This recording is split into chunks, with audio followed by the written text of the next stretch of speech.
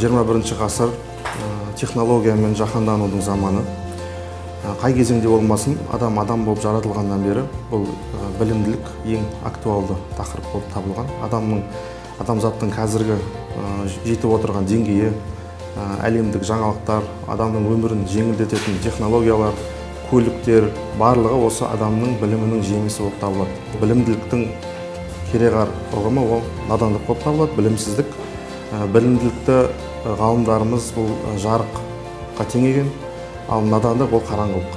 Адасушы ағым бар. Жихад деген сөздің мағынасын тек қана соғыс деген мағынаға байлап қойып, адамдарды осы қате пікірге, қате идеологияға тартып жатыр. Ал негізінде жихад деген сөздің өте көптеген мағынасы бар.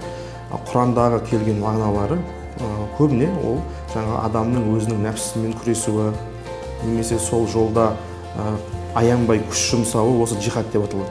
Немесе басқа хадистерде жихад деген ата-анаға қызмет ету, бұл жихад сөзімен келген.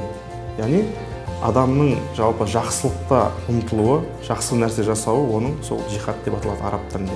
Ал оны адасушы топтар жихад деген сөздің тек қана соғыс мағынасын алып, жастардың миын улап жатыр.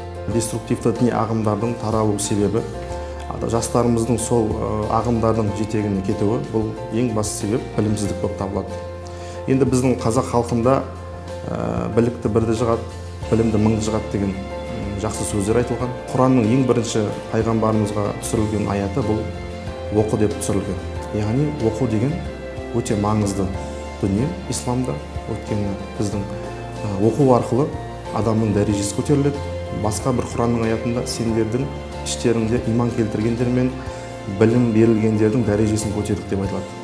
Және басқа бір аятта білімділер мен білімі барлар мен білімсіздер тең бе дейді. Яғни әрине тең емес. Білімді адам әрдайым білімсіз адамнан бір саты жоғары тұрады.